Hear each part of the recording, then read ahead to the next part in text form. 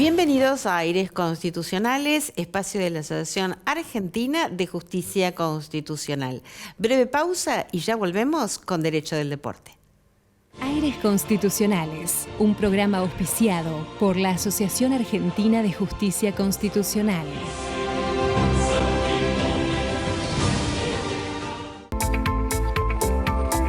Alfa 2000 Soluciones Informáticas, empresa líder en software para comercio exterior, presenta la firma digital para firmar todo tipo de documentación de una forma práctica y segura. Software a medida para todo tipo de operaciones. Comuníquese al 4345-5150. www.alfa2000.com.ar. En Vicente López la seguridad siempre fue una prioridad. Tenemos más de 2000 cámaras funcionando y sumamos más patrullas en las calles. Porque cuando de seguridad se trata, no tenemos excusas. Trabajamos para mejorar ayer, hoy y siempre. Vivamos Vicente López.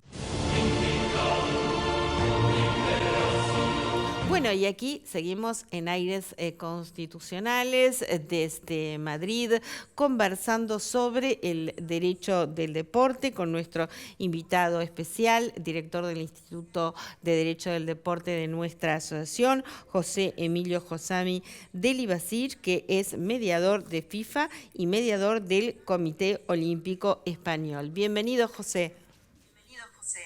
Hola Claudia, qué gusto me da escucharte y verte, y para mí es una alegría, por supuesto, pertenecer también a la Asociación Argentina de Justicia Constitucional.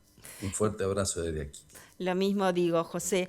Bueno, nosotros ya venimos conversando sobre este tema, ya es el cuarto programa del año, si no me equivoco, porque bueno, es un tema que merece difusión, es muy específico, y hoy hay que tratar un tema, me parece delicado, la cuestión de los menores en el deporte, sobre todo porque me parece que hay cuestiones hasta psicológicas, ¿no?, que están vinculadas a la cuestión que a veces es el tema de las expectativas sobredimensionadas de los padres sobre los menores y bueno, los efectos que pueden tener sobre la cuestión del desarrollo de su personalidad, de su vida misma, ¿no?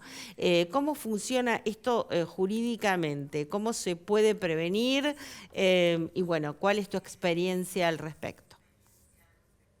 Es un tema muy delicado el que estás mencionando, Claudia, el tema de los menores, sobre todo partiendo de que en la Convención Internacional de Niña, Niño y Adolescente, en su artículo 31, hace referencia a la actividad recreativa del menor, si bien no sé por qué el legislador rehúsa usar la palabra deporte, incluso en nuestra Constitución Nacional en ningún artículo aparece la palabra deporte. Espero que en alguna reforma la puedan incluir y darle la importancia que se merece el deporte como derecho humano. Pero es importante lo que dices porque hay etapas, edades que hay que pasarlas y hay que vivirlas.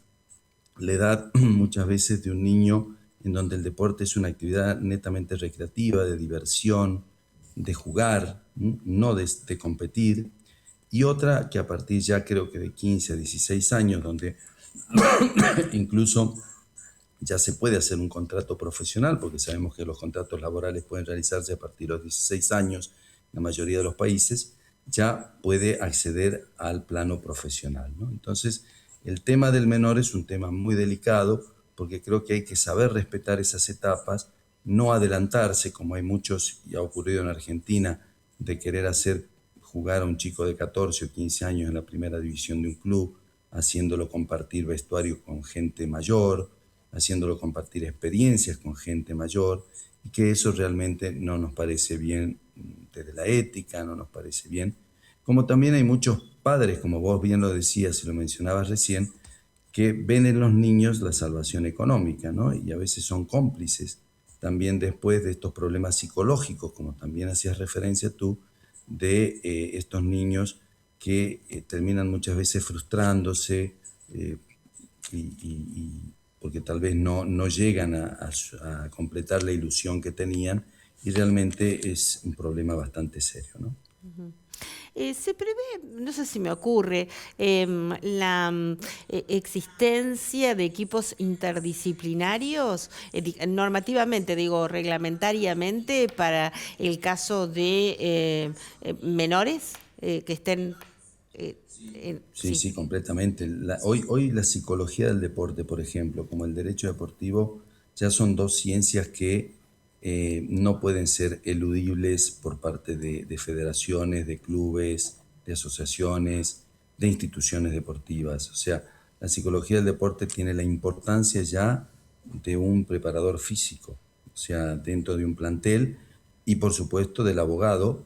Yo siempre recuerdo cuando hice la maestría en Derecho Deportivo, un profesor que tuve, eh, bueno, era el abogado del Comité Olímpico en ese momento o de una institución, y por ejemplo, a todo torneo internacional o competencias, estas delegaciones llevan ya a sus profesionales, o sea, llevan por supuesto el entrenador, los auxiliares, médicos, psicólogos y a sus abogados.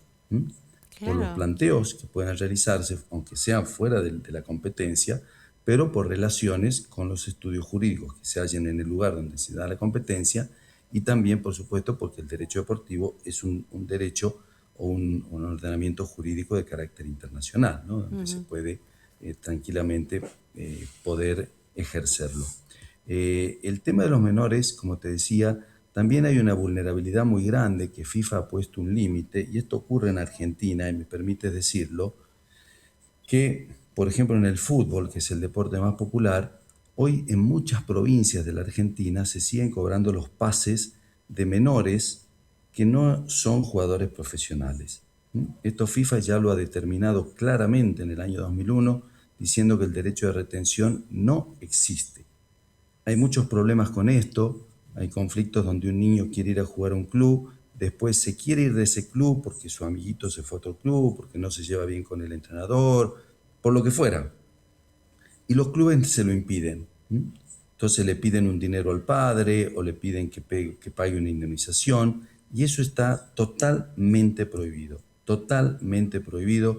por FIFA en el caso del fútbol, y además por una violación clara a lo que es el tema de la Convención Internacional. El niño tiene que divertirse, tiene que recrear, y estos impedimentos que realmente realizan estos clubes con dirigencias totalmente ignorantes o por ahí abusivas en lo que ellos pretenden, bueno, se resuelven con, yo he tenido en mi juzgado muchos amparos, o en el caso también se han planteado medidas autosatisfactivas en virtud de la necesidad del niño, ¿no? Por el Claro. sufrimiento que tenía el niño de que no se lo dejasen poder resolver este conflicto siendo menor de edad, ¿no? Es una verdadera vergüenza de lo que están haciendo muchos clubes, y lamentablemente ocurre en Argentina, ocurre en Argentina.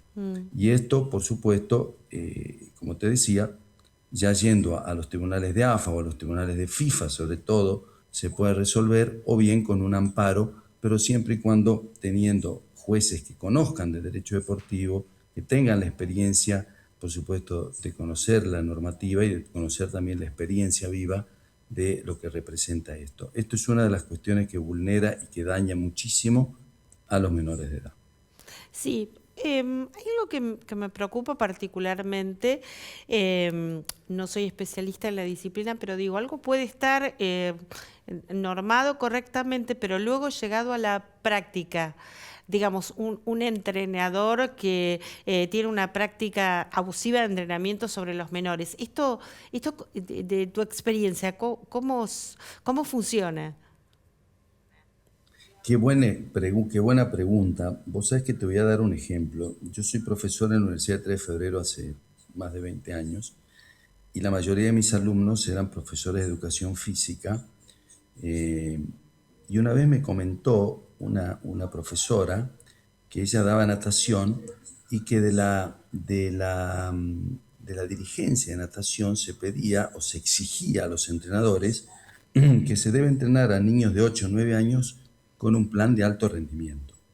Cuestión que es totalmente absurdo, ¿no? Porque la verdad, tener que preparar un niño de 8 o 9 años con un nivel de alto rendimiento es bastante abusivo, me parece, en lo Claro. físico. Bueno, esa era la idea. ¿Quién salvó esa situación? No fue un amparo, la salvaron los médicos, porque ningún médico se atrevió a dar un certificado médico para que un niño de 8 o 9 años esté expuesto al trabajo de alto rendimiento en el deporte con esa edad. Digamos, coherencia primero, que es lo que yo siempre digo que a la dirigencia deportiva le falta, porque le falta capacitarse. Es el único estamento que no se capacita, que creen que porque poner dinero en una institución o porque ser hincha de una institución ya está. Yo 20 años que doy gestión del deporte en un TREF y jamás he tenido dirigentes de alumnos, siempre he tenido profes de educación o emprendedores, ¿no? El dirigente deportivo tiene que capacitarse, tiene que tener esa empatía, tiene que tener conocimiento.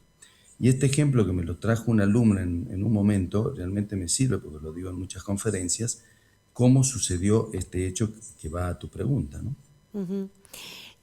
También, ¿cómo a ver, ¿tienen alguna especie de supervisión él o los entrenadores? Porque puede plantearse situaciones como de maltrato infantil en el sentido de reprimendas o calificaciones. ¿Esto cómo se previene? Bueno, yo creo que eso ya pasa por una responsabilidad de la institución y también una cuestión que ya lleva a una cuestión penal en el caso de que pueda haber abusos o que pueda haber conductas que rocen con el delito, que también existen en el deporte. Tal es así que en el nuevo Código Penal, que pronto espero podamos tener en Argentina, ya en el capítulo 25, yo acabo de escribir un artículo sobre ese tema, están ya los delitos deportivos, ¿no? Que por supuesto es una copia del Código Penal español, del artículo 267, donde se extrae, ¿no? Yo escribí para Ius Baires en un libro con varios penalistas, siendo que yo no soy un eximio penalista, pero allí lo sabía de grandes penalistas, sobre el tema de los delitos en el deporte. Esto creo que pasa justamente por ese control.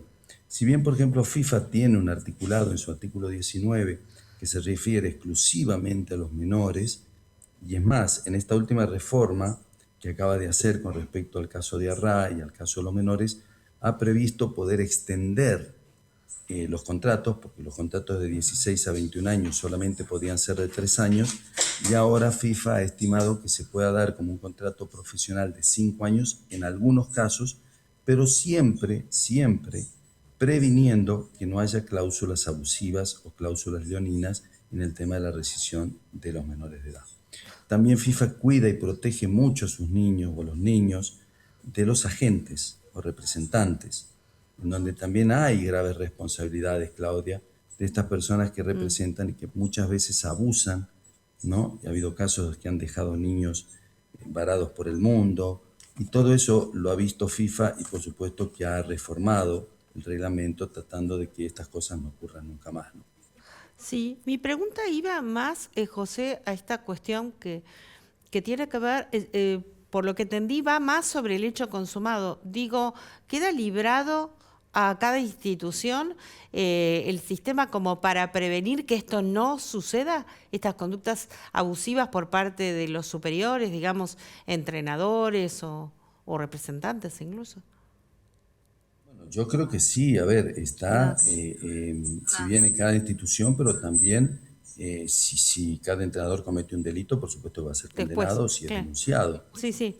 Hay muchos casos que incluso aquí hay un gran autor de Derecho Penal Deportivo, el doctor Ríos Corbacho, que ha contado de muchos casos de atletas menores que han sido abusados y que lamentablemente terminan denunciando con el paso del tiempo. Claro, por eso es te lo que decía. Mucho ocurre también, ¿no? Exacto, como que después es tarde. Por eso, justamente. Claro, después es tarde, exactamente. Incluso hay un caso muy específico que lo cita el doctor Ríos Corbacho de 2 menores que ya siendo adultos demandan a una persona y claro, es muy difícil probar cuando pasa el tiempo. Tal es así que pierden el juicio, ¿no? Y la persona que había sido demandada, o sea, el entrenador en este caso, los demanda por daño y perjuicio. El primer juez hace lugar a la demanda del victimario y los condena a los que eran niños supuestamente abusados a pagar 10.000 euros. Pero ante la apelación, la Cámara o la audiencia, o el Supremo, creo que es, no me acuerdo bien cuál de los dos, dice no se pudo comprobar si hubo o no abuso. Entonces tampoco podemos darle lugar a esta persona, porque es como que ha quedado a la duda. Entonces, Claro. a ver, tampoco le vamos a dar el beneficio de que cobre un supuesto daño y perjuicio porque la justicia no ha terminado de expedirse o no ha podido expedirse por el paso del tiempo, ¿no? Si bien ahí te fijas que hay como un lunar negro en las cuestiones de resoluciones de justicia que tienen que ver con esto del paso del tiempo, ¿no? Porque también es un tema bastante jorobado y bastante difícil, porque al fin y al cabo esa resolución del pago de los 10.000 euros después es resuelto de otra manera por el Supremo y le niegan, como quedando en un empate, digamos. No vas a cobrar tú y tampoco vamos a saber si realmente tú los abusaste o no. Es triste, ¿no? Porque es como que parece de ser difícil llegar a una verdad real, Sí. pero a tu pregunta, es un tema bastante comprometido y que creo que tiene que haber una responsabilidad y un compromiso de las instituciones cuidando mucho de los menores, ¿no? En eso FIFA lo hace y realmente protege mucho a los menores, que eso es muy bueno. ¿Cómo se protege el derecho a la educación? Porque son menores. Bueno, el tema del derecho a la educación es un Sí. tema que, por ejemplo, en el tema del artículo 20 y 21 del reglamento de jugadores de FIFA, está lo que se llama la indemnización por formación y el mecanismo de solidaridad, pero sobre todo el derecho de formación, ¿no? El derecho de formación es una indemnización que se concede a los clubes que justamente adiestran, instruyen, educan. Y esta educación, como vos bien la dices, no pasa solamente por enseñar a patear una pelota, sino también de formar al atleta, al deportista como persona, ¿no? Sí.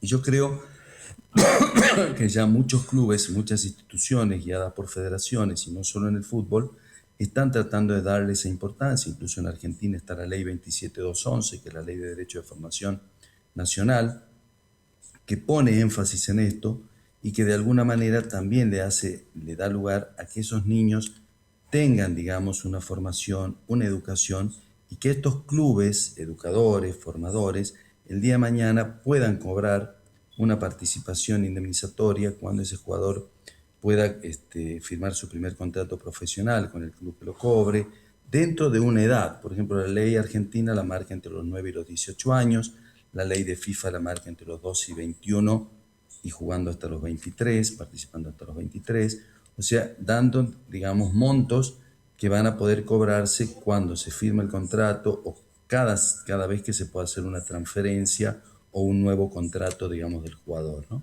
La ley argentina está muy bien hecha, la de 27211, ha sido muchas veces criticada, incluso yo en un momento me pareció en algunas cuestiones, pero realmente la veo como una ley, digamos, que ayuda mucho al deportista, ¿no? Y sobre todo ayuda mucho también a los clubes que hacen por educar, por formar, por cuidar también a esos niños que mañana muchos de ellos podrán llegar, digamos, al alto nivel, al alto rendimiento, y bueno, y los que no, por supuesto, no quedarán en el camino. Que ese es otro tema que también debe ser atendido y tratado dentro del deporte, como te decía recién, con el tema de la psicología del deporte, ¿no? Claro. ¿Se protege el derecho al descanso, al ocio del menor y de qué forma?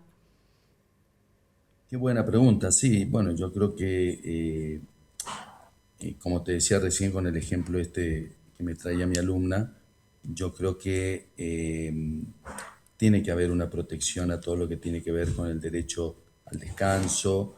Y ojo, que hoy también se está hablando del derecho al descanso no solo en los menores, Claudia, porque ya con esto de que muchos jugadores, incluso por ejemplo, FIPRO, que es la Federación Internacional que protege, digamos, a los jugadores de fútbol, con esto de que tienen muchas competencias, porque lógico, en Europa tienen Champions, tienen UEFA, bueno, tienen completo de UEFA, tienen, bueno, aquí en Argentina también, bueno, en la Argentina tenés la Copa Libertadores, la Copa Argentina, la Copa Sudamericana, tenés la Liga, tenés que los jugadores que van a la selección, etcétera. Entonces hay como que también ya empezar a pensar de que el jugador es un ser humano, ¿no? Y que por lo tanto también se tiene que observar toda la cuestión de descanso, de vacaciones, de enfermedades. Hay muchos casos que se han dado cuestiones de enfermedades graves en donde los clubes tienen que afrontar, por supuesto, el gasto. Ha habido un caso incluso en Paraguay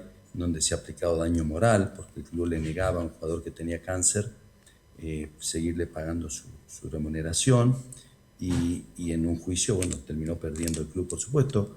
En casos de lesiones, o sea, todo ese tema de la protección está siendo observada cada vez más en función de la relación de los clubes con los jugadores, ¿no? Es una buena pregunta porque es un tema que atiende a lo humano, ¿no? Dentro de lo que hace al vínculo del deporte con el derecho humano, ¿no? Sí. No, es que aparte puede llevar a cuestiones de fatiga, de problemáticas en la salud mental, depresión, o sea, no todos tienen la misma resistencia, digamos, a determinada cantidad de esfuerzo que hay que ponerle a la tarea, ¿no? Hay gente que resiste más, hay gente que resiste menos, física y mentalmente, ¿no? Y además hay una necesidad de la vida espiritual también, que hay que darle su lugar, o sea, no son robots los chicos, ¿no? Otra pregunta, ¿no? Llevado a alguna situación vinculada al derecho de estar con la familia, ¿cómo se maneja eso? Porque son menores y necesitan... El tema de los menores estamos hablando. Estamos hablando de menores, ¿no? Claro. Sí. ¿Quedan aislados? Me refiero, ¿cómo funcionan en ese sentido los menores? ¿Quedan separados de su familia? ¿Hay un derecho al contacto? O sea, ¿cómo es esto? Porque necesitan a la familia en su formación. Claro, hay muchas veces que en el plano nacional generalmente suele ocurrir que chicos, por ejemplo... Hay clubes que ya hoy están observando niños de 8 o 9 años. Pero claro, todavía no se los pueden llevar a una pensión. Sí creo que si el chico sigue con un plan que los clubes le dejan, ya a los 13, 14 años, hay muchos clubes en Buenos Aires incluso que tienen colegios secundarios, entonces ya le ofrecen poder llevarlos. A veces se los lleva a los padres también. Si el jugador es un jugador interesante, se le da todas las comodidades. Ahí es donde aparecen también los representantes, que hay que tener mucho cuidado con eso. Y también, por otro lado, está el buen representante, el buen agente que le puede aconsejar, que le puede también dar, digamos, buenos consejos en cuanto a que no deje de estudiar, a que si el club le paga el colegio, que siga en el colegio y a la vez entrenando. Y ya a partir de los 13, 14 años empezar a formarlo como un futuro profesional, ¿no? Eso es importante. Hay veces que la familia puede estar presente porque hay familias que se trasladan viendo el futuro ya de su hijo, y cuando es a nivel internacional, FIFA prohíbe las transferencias internacionales a partir de, digamos, menos de los 18 años, ¿no? Claro. Salvo las excepciones que tiene el artículo 19, que si sos ciudadano comunitario de Europa se baja a los 16 años y esto permite que se pueda, digamos, transferir a un jugador de manera internacional a los 16 años. Eso hubo unos casos en Argentina de chicos que son ciudadanos, porque hoy en día habrás visto que ya hay muchas familias que tienen la doble ciudadanía y los niños tienen la doble ciudadanía. Entonces, sí, a los 16 años, un crack de que esté jugando en Argentina, pero que tenga ciudadanía española o italiana, etcétera, lo van a buscar y ya lo traen basándose en esa excepción que si es miembro de la Comunidad Europea ya lo pueden traer.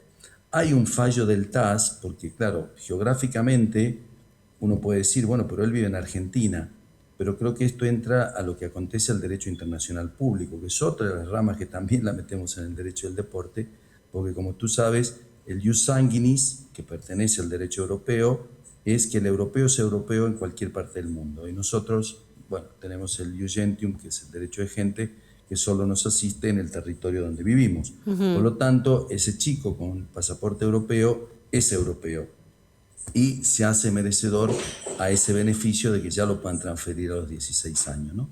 Una larga disputa con respecto a esto, hubo dos casos, el caso Baday y el caso Garré en Argentina, que fueron los más conocidos, con respecto a eso, si bien después los chicos se volvieron a Argentina, pero es muy probable que también es cierto, es muy difícil extirpar a un niño de la familia y llevarlo muy lejos, ¿no?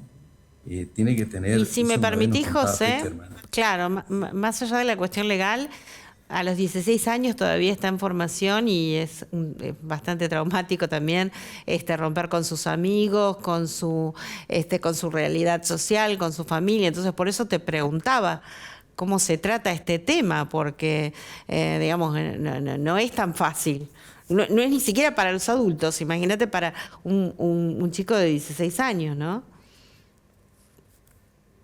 Ser un deportista de élite, Claudia, la Sí. verdad que... Y estos Ya chicos lo ya veo. apuntan a hacerlo, porque Sí. te imaginas, por eso el dinero que ganan después, por eso el sacrificio que hace un deportista, que muchos no lo ven, que lo hacen desde niño, o sea, tú lo acabas de decir, los amigos, las salidas, los bailes, o sea, todas esas cosas, estos chicos lo sacrifican, bueno, por un Por un objetivo, sueño. ¿no? Porque quieren mañana, Sí. porque mañana quieren triunfar en lo que más les gusta, como es el fútbol o el deporte que han elegido. Y bueno, y para eso hay que hacer sacrificios, sin duda, ¿no? Y ahí está, dejar muchas veces los amigos, dejar de compartir. El tema de la familia es duro, hay muchas veces que se trasladan los padres, hay muchas veces que viven con familiares en otros países, que los unan, tíos, ¿no? También. Pero sí, no es fácil. No, no a es veces fácil, el sin duda triunfo, no es claro, fácil. el triunfo acompaña a grandes decisiones previas, ¿no? A edades muy tempranas. Es lógico lo que Sí. planteas, es cierto, pero bueno, a ver, yo creo que los clubes en ese sentido le dan toda la, no sé si llamarle garantía, pero sí todas las cuestiones de protección, de que el chico esté bien, de que esté contenido sobre Y sí, todo. hay que darle un Sí. acompañamiento a eso, porque solo yo creo que es muy difícil, solo. Digamos, hay que estar consciente de esta situación bastante compleja, ¿no? A nivel persona, digo. No, totalmente. Eso ocurre porque, bueno, y si te das una idea que también es una cuestión muy delicada si el chico se lesiona, porque si el chico se lesiona y tiene una lesión que después no le permite jugar más, todo ese sacrificio va a ser en vano, porque lamentablemente ahí es donde el niño, lamentablemente deja de ser niño para pasar Sí. a ser como un producto del club, ¿no? Exacto. Y lógico, pues todos apuestan económicamente, apuestan también deportivamente, y bueno, es todo una cuestión de cuidado, de protección, de salud, Sí. salud psicológica, salud física, educación, contención, protección, y también que tenga que ver, digamos, bueno, que se los va preparando Sí. para todas las vicisitudes de la vida, ¿no? Esto Sí, también lo no hace es la para NBA cualquiera, no es con para los jugadores cualquiera, José. mayores. No es para cualquiera. No. José, No, nos tenemos nada. que despedir. Lamentablemente, porque contigo estaría hablando tanto tiempo, no me alcanzan los programas. Pero bueno, nos despedimos hasta un próximo encuentro, pronto. Muchísimas gracias. Va a ser un placer cuando vos lo digas. Un abrazo grande. Gran abrazo. Bueno, muy bien, nosotros nos despedimos hasta el próximo programa, como siempre, aquí en Metro.